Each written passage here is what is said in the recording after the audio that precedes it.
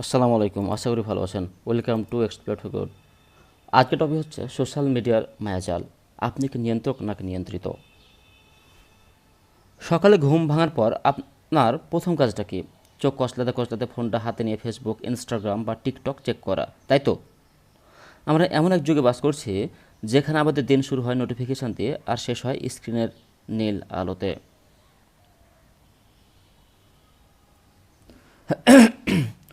সমস্যা বাস্তবতা, social media আমাদের পুরো পৃথিবীকে হাতের মুঠে এনে দিয়েছে, এটা সত্যি। কিন্তু এ ভার্চুয়াল দুনিয়ার একটা অন্ধকার দিকও আছে। আমরা কি কখনো ভেবে দেখেছি এ লাইক, কমেন্ট আর শেয়ারের দুনিয়ায় আমরা কতটা হারিয়ে যাচ্ছে? একজন মানুষ ফেক নিউজ শেয়ার করছে। ফেক নিউজ কিভাবে দ্রুত ছড়িয়ে পড়ে, মানুষের মধ্যে বিভ্রান্তি তৈরি করছে। বিশ্বাসযোগ্য তথ্যগুলো যাচাই করুন। সঠিক তথ্য নির্বাচনের প্রয়োজনীয়তা। ফেক নিউজ থেকে সতর্ক থাকুন। আমাদের দায়িত্ব সত্য খুঁজে বের করা। সত্য ও মিথ্যার মধ্যে পার্থক্য বুঝুন। A teenage girl gazes into her mirror, filled with disappointment. She sees a flawless picture of a friend on social media. Comparisons swirl in her mind like a storm. Why can't I look like that? The questions echo. She takes a deep breath and reflects on her worth.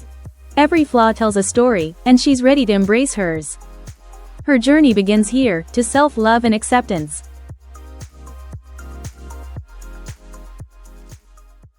Cyberbullying can happen to anyone and the impact can be devastating. Victims often feel isolated and powerless in the face of such hostility. It's crucial to speak out, seek help, and report the bullying. Reach out to trusted friends, family, or professionals who can support you.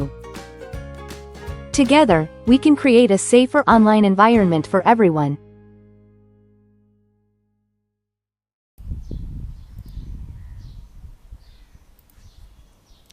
প্রথমত, social মিডিয়ায় সবাই তাদের জীবনের সেরা মুহূর্তগুলো share করে, আর সেটা দেখে আমরা নিজেদের সাধারণ জীবনের সাথে তুলনা করে হতাশায় ভুগি। দ্বিতীয়ত, সাইবার বুলিং বা ফেক নিউজ, না জেনে একটা ভুয়া খবর শেয়ার করা বা কাউকে নিয়ে বাজে ট্রোল করা, এগুলো মুহূর্তের মধ্যে একটা মানুষের জীবন ধ্বংস করে দিতে পারে। তৃতীয়ত, প্রাইভেসি বা গোপনীয়তা, আমরা কোথায় যাচ্ছি, কী খাচ্ছি, সব কিছু শেয়ার করতে গিয়ে আমরা কি নিজেদের অজান্তে হ্যাকার বা স্ক্যামারদের হাতে আমাদের ব্যক্তিগত তথ্য তুলে দিচ্ছি না?